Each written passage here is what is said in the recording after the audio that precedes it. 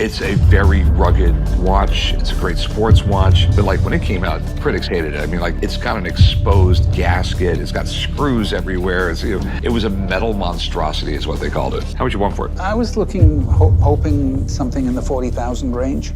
So that all in mind, I love that you have all the different bands. It's definitely cool. Okay, the big thing is how much do you want for these? I'd like 120 for them. I feel like they are top condition as far as anything you would buy anywhere on the market. You're asking retail. And I understand you got that because you go on the websites, they're asking 50,000 for that watch. They're asking 50,000 for this watch. I'm just not getting it right now. I'd give you like 50,000 for it. Usually on the show, customers go to the Harrison's pawn shop to sell or pawn their treasured items. However, Rick is taking a long trip to New York to get a really expensive Audemars Piguet Royal Oak Arnold Schwarzenegger End of Days watch this time. It's got a super long name, so it must be really special. Let's see if it's worth it. Come on upstairs, Rick. Let me show you what we have for you. Well, that's the right box. Is there a watch in the box? For my AP end of days watch, I'm hoping to get maybe around $40,000. Rick, as usual, is enthusiastic about sharing his knowledge. This time, he's excited to talk about his new watch, which he's been anticipating for quite a while. Let's see what more he has to say about this impressive timepiece. It's a very rugged watch. It's a great sports watch. It's got an exposed gasket. It's got screws everywhere. But that's what people wanted. Interesting. It turns out this watch is a significant item because Arnold Schwarzenegger wore it and was involved in its creation. However, before Rick can start negotiations for the watch, he wants to examine it more closely. I mean, everything is right. And I can just tell by the face. I mean, everything is perfect on it. I mean, like the screws are right, the face are right, the hands are right. The value of its brand has gone up tremendously, and the collectability of its watches has gone way, way up.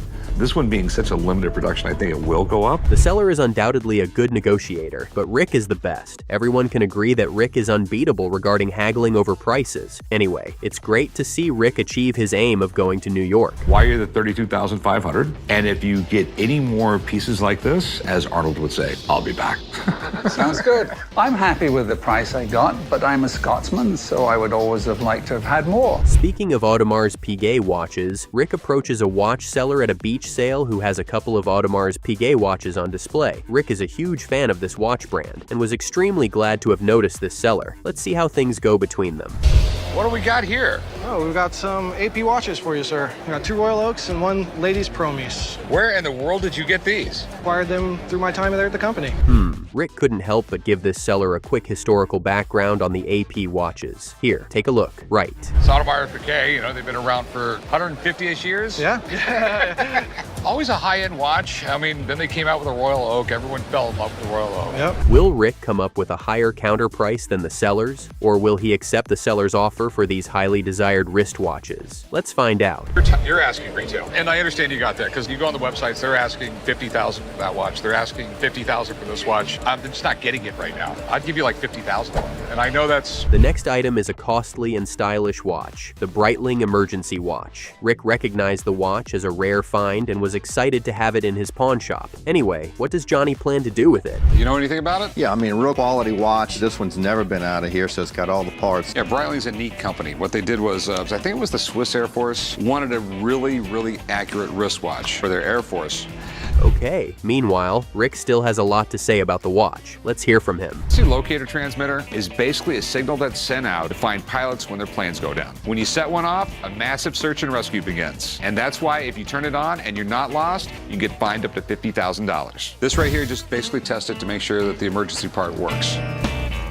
Rick is in a dilemma. Regardless, he asks Johnny if he wants to sell or pawn the watch, and Johnny agrees to sell it. So, what price is Johnny asking for the watch? I was hoping to get about $6,000 for it. It's a cool watch. I know it's a cool watch. It's a really specialty market I have to sell it to, though. $4,000. Thing is, I'm going to put it in my showcase. I'm going to mark it $6,000, and then someone's going to beat me down to like $5,200, $5,000. I got to make something. A lady approaches Rick with a nicely packaged Rolex watch. Even Rick had to acknowledge the distinct look of the wristwatch's packaging. In fact, he immediately identified the box. Yes, I know the box. That is the Rolex crown. I'm hoping inside here we should have King Midas, the golden touch. Yeah. And there he is right there.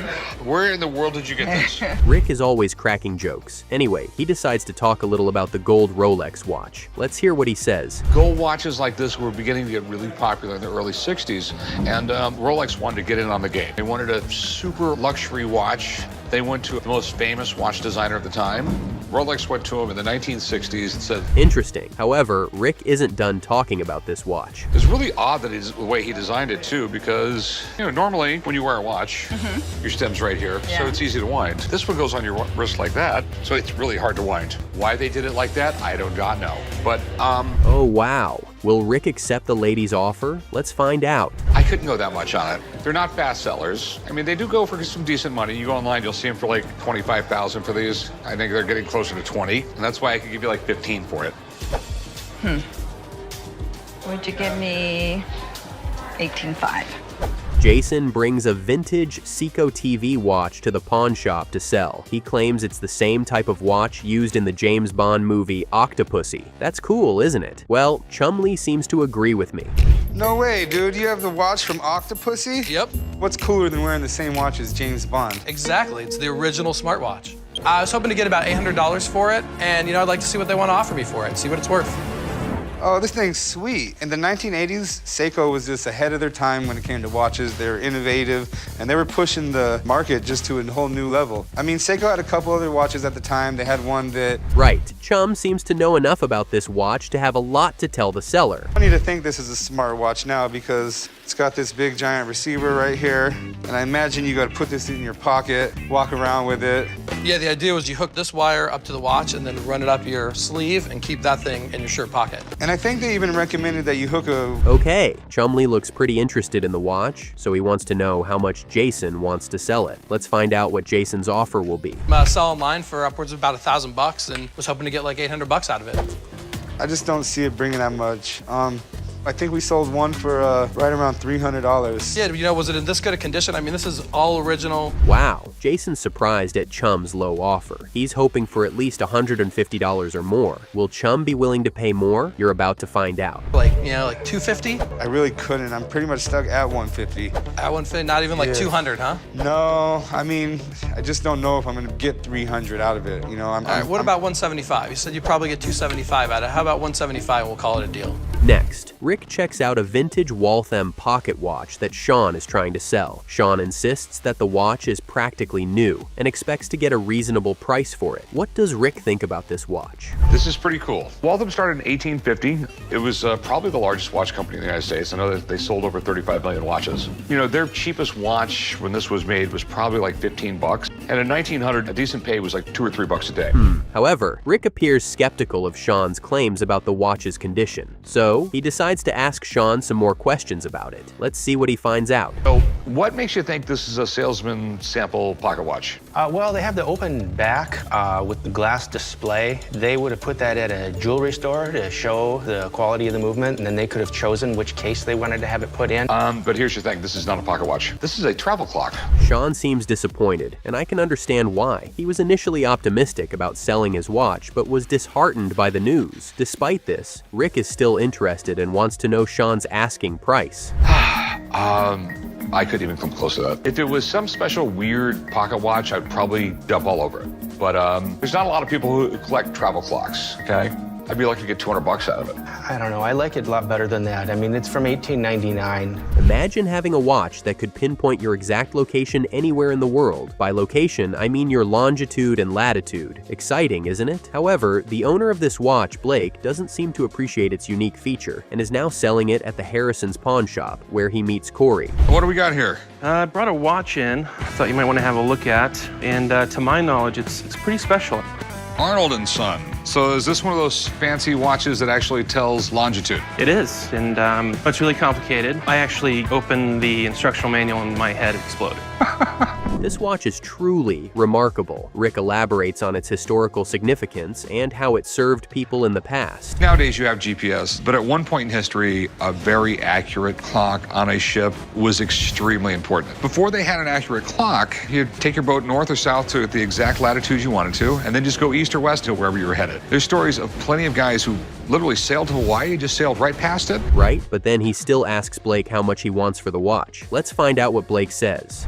The hard part about this watch is it doesn't say Rolex or Patek Philippe or Vacheron Constantin. You know what? Forget all the fancy brands. This is something unique, and I think with the story and the history of the company, I think it's worth $5 grand. I'm thinking more like $2,500. Rick easily beats down his customers' prices. Blake seems unhappy with Rick's suggested price, but doesn't give up easily. He's confident, which is admirable. We'll see if they agree on a reasonable price.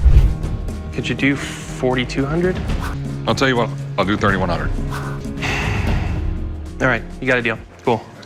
Meet you right up front. Right. I feel pretty good about the deal. I think 3,100 is a fair price. Kim stumbled upon a surprising find in her dad's underwear drawer, an antique pocket watch. She thinks it would be a good idea to sell it for some extra cash, so she takes it to the pawn shop, where she tells Corey how she found the watch. As she was talking, she accidentally revealed a unique feature of the timepiece.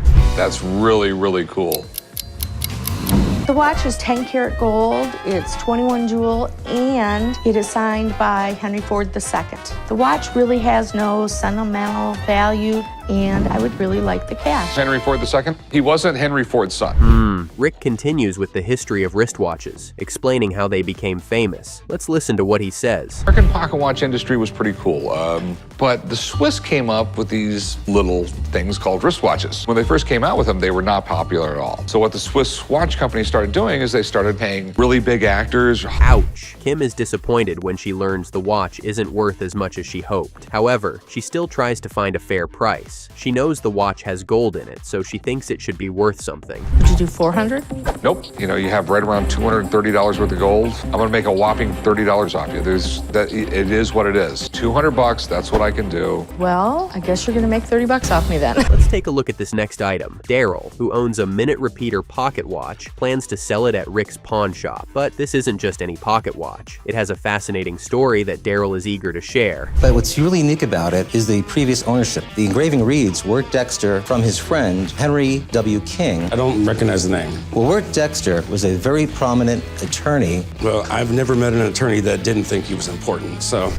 Corey's dad, Rick, closely examines the 18-karat gold pocket watch with his reading glasses, which Corey jokingly compares to Harry Potter's. What does Rick notice as he examines the watch in detail? Let's find out. It's a minute repeater? Yes. What exactly is a minute repeater? Minute repeaters were invented right around 1800. And there's a little slide on the side you can pull. It'll make various dings. It would have been nice if that feature actually worked. Rick analyzed Daryl's watch and found it was made in the late 19th century. He also mentioned some other interesting details about the watch right here. How do we know it's European? It more or less says it on the case. It says 18 karat fine, and the carat is spelled with a C. Everyone in Europe spells it with a C. We spell it with a K. Very interesting. This is probably a Tissot. That's a bummer. Even worse, Rick offers $2,800 for the watch. Daryl was completely surprised by such an offer, considering he was expecting much more. You know, I'd give you like $1,500 for it. Wow. Would you give me $4,000 for it? Nope. No.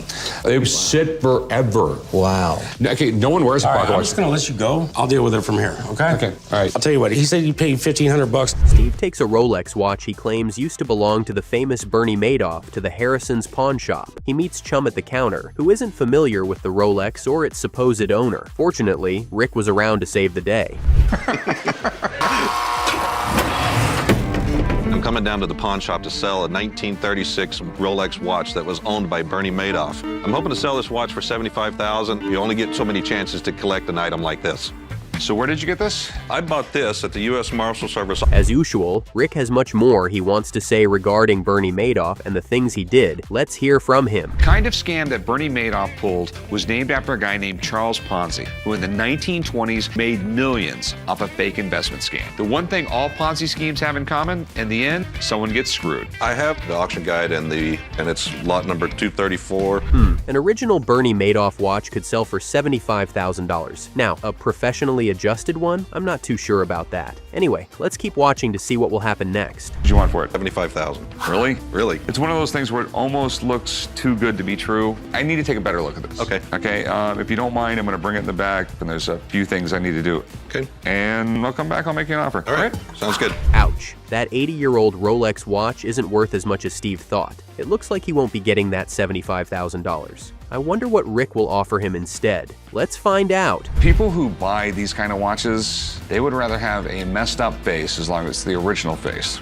Because a dial in this shape, if it was all original, we're talking the watch $35,000. With a screwed up dial, $25,000. The replace dial, $15,000. Amanda got a really nice pocket watch for just $20 at a garage sale. She wants to sell it at Rick's pawn shop. Since Amanda got it so cheap, she claims she doesn't need to sell it for a lot. I'd like to sell it because I don't collect pocket watches. If I get 500, if I get 800, I'll be happy. Anything works for me. Do you know much about it? I don't know anything about it. I just discovered it and it looked cool. So, well, I can tell you a little bit about it. Wow, this watch is even better than Amanda thought. Rick is quite impressed. What part of the watch caught Rick's eye? You're about to find out. It's a key wind and a key set. By the 1890s, they were almost all going to stem winds. That would make it right around the right time period. It has to be the Civil War. You just increase the cool factor by like 10 times, okay? Because this actually belonged to a Civil War veteran. So far, everything seems to check out with the watch. It even appears that Amanda might be walking away with more than the $20 she initially asked for. Anyway, what else does Rick know about this watch? It's wanting to work. It's working. that's positive, right? Yes, I mean, the great thing about this watch is it's in amazing shape. It works great. The case is in amazing condition. We have a porcelain dial on it. At this point, the atmosphere at the shop is highly optimistic. Everything looks good and Rick is more interested in the watch. However, before he strikes a deal with the owner, he wants to know more about the people and events associated with it. He contacts his friend Mark to get more information. Doing all right. The guys normally call me down here when they've got an historical artifact. I have this watch here, and the engraving says that it's from the Battle of Cross Keys. The Battle of Cross Keys was an interesting one. This was early on in the Civil War. Interesting. Now, what about the names on the watch? Did Mark discover anything? There are a number of Robert M. Scotts out there. There are a number of Earl Butlers out there. They don't show up in the historic record individually that I could find. I mean, the watch is really cool. I mean, it seems like it's from the right time period and everything like that. Authenticity? Check. Good condition? Double check. Everything seems perfect, and the only thing left is to bargain on the watch. How much does Amanda want for it? I think it's a very nice memorial from the Civil War. This is somebody in post-war years and said, I want to say thank you. Hopefully that helps. Thanks, man. Not a problem. Thank you very much. Melissa visited Rick's pawn shop to sell a gold pocket watch she claimed belonged to her great-grandmother. She said the watch had been hidden for 80 years and thought it was time to sell it. Rick was unsure about the watch and asked Melissa what she knew about it. My father bought it for great-grandmother for their wedding night. She hated it, never wore it, and she claims that he won it in a poker game. So. Okay. Definitely interesting. I love the back of it. It's absolutely great. What is that, like a spider web? That's unbelievable. But Rick wasn't finished with the pocket watch yet. He noticed how cool it looked and saw the name Gruen engraved on the back. Rick had a big surprise for Melissa. Check this out. What's a Gruen? There was actually a guy named Gruen, and came in the States in like the mid-1800s, went to watch school in Europe. Okay. Now, this is not a pocket watch. Back then when this was made, women didn't wear pants. So The owner of the watch must have been rich, so I guess that should influence the price. The watch might sell for a fair price, but Rick might try to get it for a very low price. Anyway, let's see how much Melissa wants to sell the watch. Be worth like at least $1,000. Okay. It's a ladies' watch. Women really don't collect old watches. Okay. The one good thing you have going for it, though, is it's all gold, and it's a very interesting case. Les is trying to sell his ancient pocket watch at the Harrison's pawn shop. The watch is 400 years old, which is a long time, so the pawn shop owner thinks it should be worth a lot of money. Let's see if Rick and Les will see eye to eye on this watch. Found the pocket watch at a motel. I contacted the police department, and the lady said, I guess it belongs to you. Just put it in your pocket. So that's what I did. I put it in my pocket and kept it. Rick has to confirm the watch's authenticity. If it's truly 400 years old, as Les says, the duo might be cashing out big on this watch. And here we go, right here. 1893. 1893, that's a little newer. Yeah, not quite 400 years in it. Yeah, but it is 120 years old, and it does run very well for a watch that old. Ouch. The once confident Les now seems completely defeated. However, would Rick strike a deal with him, regardless of how everything has turned out? Let's find out. Not a lot of money. $100. No. Yes. No. There's $100 worth of silver in it. No, there's probably like $20 worth of silver there. Remember, it's silver, it's not gold. Silver's worth 22 bucks an ounce. You probably got right around an ounce of silver there. Well, it's unfortunate that the watch sale didn't go as well as Les expected. Even he couldn't help but say how disappointed he felt. Hoping to take him by surprise, I just said, give me $1,000. Let's don't argue about it. But it didn't quite work out.